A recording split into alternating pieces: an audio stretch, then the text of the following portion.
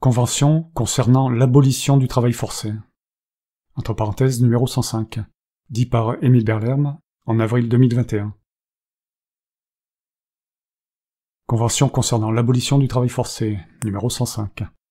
Adoptée par la Conférence générale de l'Organisation internationale du travail à sa 40e session, le 25 juin 1957.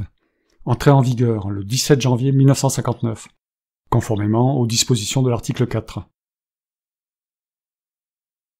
La Conférence générale de l'Organisation internationale du travail, convoquée à Genève par le Conseil d'administration du Bureau international du travail, et s'y étant réunie le 5 juin 1957 en sa 40e session.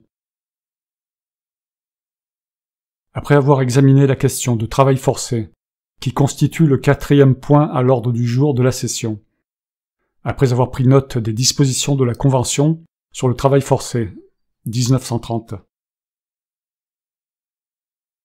après avoir noté que la Convention de 1926, relative à l'esclavage, prévoit que des mesures utiles doivent être prises pour éviter que le travail forcé ou obligatoire n'amène des conditions analogues à l'esclavage, et que la Convention supplémentaire de 1956, relative à l'abolition de l'esclavage, de la traite des esclaves et des institutions et pratiques analogues à l'esclavage, vise à obtenir l'abolition complète de la servitude pour dette et du servage. Après avoir noté que la Convention sur la protection du salaire, 1949, énonce que le salaire sera payé à intervalles réguliers et interdit les modes de paiement qui privent le travailleur de toute possibilité réelle de quitter son emploi. Après avoir décidé d'adopter d'autres propositions relatives à l'abolition de certaines formes de travail forcé ou obligatoire constituant une violation des droits de l'homme, tels qu'ils sont visés par la Charte des Nations Unies et énoncés dans la Déclaration universelle des droits de l'homme. Après avoir décidé que ces propositions prendraient la forme d'une convention internationale. Adopte, ce 25e jour de juin 1957, la convention ci-après, qui sera dénommée Convention sur l'abolition du travail forcé, 1957. Article 1er. Tout membre de l'Organisation internationale du travail qui ratifie la présente convention s'engage à supprimer le travail forcé ou obligatoire et à n'y recourir sous aucune forme. Petit a, en tant que mesure de coercition ou d'éducation politique, ou en tant que sanction à l'égard de personnes qui ont ou expriment certaines opinions politiques ou manifestent leur opposition idéologique à l'ordre politique, social ou économique établi. Petit b, en tant que méthode de mobilisation et d'utilisation de la main-d'œuvre à des fins de développement économique. Petit c, en tant que mesure de discipline du travail. Petit d, en tant que punition pour avoir participé à des grèves. Petit e, en tant que mesure de discrimination raciale, sociale, nationale ou religieuse. Article 2. Tout membre de l'Organisation internationale du travail qui ratifie la présente convention s'engage à prendre des mesures efficaces en vue de l'abolition immédiate et complète du travail forcé, ou obligatoire, tel qu'il est décrit à l'article 1 de la présente convention. Article 3. Les ratifications formelles de la présente convention seront communiquées au directeur général du Bureau international du travail et par lui enregistrées. Article 4. 1. La présente convention ne liera que les membres de l'Organisation internationale du travail dont la ratification aura été enregistrée par le directeur général. 2. Elle entrera en vigueur 12 mois après que les ratifications de 2 membres auront été enregistrées par le directeur général. 3. Par la suite, cette convention entrera en vigueur, pour chaque membre, 12 mois après la date où sa ratification aura été enregistrée. Article 5. 1. Tout membre ayant ratifié la présente convention peut la dénoncer à l'expiration d'une période de 10 années, après la date de la mise en vigueur initiale de la convention, par un acte communiqué au directeur général du Bureau international du travail et par lui enregistré. La dénonciation ne prendra effet qu'une année après avoir été enregistrée. 2. Tout membre ayant ratifié la présente convention qui, dans le délai d'une année après l'expiration de la période de 10 années mentionnée au paragraphe précédent, ne fera pas usage de la faculté de dénonciation prévue par le présent article sera lié pour une nouvelle période de 10 années et, par la suite, pourra dénoncer la présente convention à l'expiration de chaque période de 10 années dans les conditions prévues au présent article. Article 6. 1. Le directeur général du Bureau international du travail notifiera à tous les membres de l'Organisation internationale du travail l'enregistrement de toutes les ratifications et dénonciations qui lui seront communiquées par les membres de l'organisation. 2.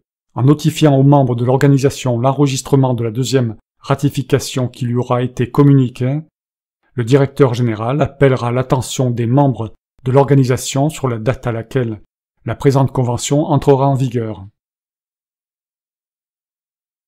Article 7. Le directeur général du Bureau international du travail communiquera au secrétaire général des Nations Unies, aux fins d'enregistrement, conformément à l'article 102 de la Charte des Nations Unies, des renseignements complets au sujet de toute ratification et de tous actes de dénonciation qu'il aura enregistrés conformément aux articles précédents. Article 8. Chaque fois qu'il le jugera nécessaire, le Conseil d'administration du Bureau international du travail présentera à la conférence générale un rapport sur l'application de la présente convention et examinera s'il y a lieu d'inscrire à l'ordre du jour de la conférence la question de sa révision totale ou partielle. Article 9. 1. Au cas où la conférence adopterait une nouvelle convention portant révision totale ou partielle de la présente convention, et à moins que la nouvelle convention ne dispose autrement. Petit a, la ratification par un membre de la nouvelle convention portant révision entraînerait de plein droit, nonobstant l'article 5 ci-dessus, dénonciation immédiate de la présente convention, sous réserve que la nouvelle convention portant révision soit entrée en vigueur. Petit b, à partir de la date de l'entrée en vigueur de la nouvelle convention portant révision, la présente convention cesserait d'être ouverte à la ratification des membres. 2. La présente convention demeurerait en tout cas en vigueur dans sa forme et sa teneur pour les membres qui l'auraient ratifiée et qui ne ratifieraient pas la convention portant révision. Article 10. Les versions françaises et anglaises du texte de la présente convention font également foi. Le texte qui précède est le texte authentique de la convention dûment adoptée par la Conférence générale de l'Organisation internationale du travail dans sa 40e session qui s'est tenue à Genève et qui a été déclarée close le 27 juin 1957. En foi de quoi ont apposé leur signature ce 4e jour de juillet 1957. Fin, dit par Émile Berlerme. Même remarque du lecteur que pour la convention N29. Mis à part les rentiers de naissance, en oubliant leur éducation initiale, voire plus loin, je ne vois pas qui sur Terre peut se vanter de ne pas avoir été forcé de travailler pour manger, boire, s'habiller et se loger. Même nos ancêtres chasseurs-cueilleurs étaient contraints et forcés de se nourrir pour survivre, donc contraints et forcés de travailler. Travailler, que ce soit contraint ou éventuellement sans contrainte, mais alors il faut m'expliquer cette absence de contrainte, est toujours un acte que l'on pratique pour soi-même, dans le but de tenter d'éviter la souffrance naturelle ou infligée par une autre personne. Donc, dans les deux cas, infligée fondamentalement par nos propres parents. Le potentiel de souffrance corporelle et mentale étant le système naturel, qui est compris dans la fabrication de chaque individu, donc avec l'aval des parents constructeurs et de la société complice de l'autorisation de procréer. Ne me racontez pas qu'un enfant qui ne sent pas la contrainte, parce qu'éduqué dans ce sens par ses éducateurs, c'est-à-dire manipulé par ses géniteurs et la culture sociale, n'est pas contraint au travail. Il l'est de fait. La manipulation mentale est une contrainte, c'est ce qu'est l'éducation, une imprégnation forcée à la culture de l'époque.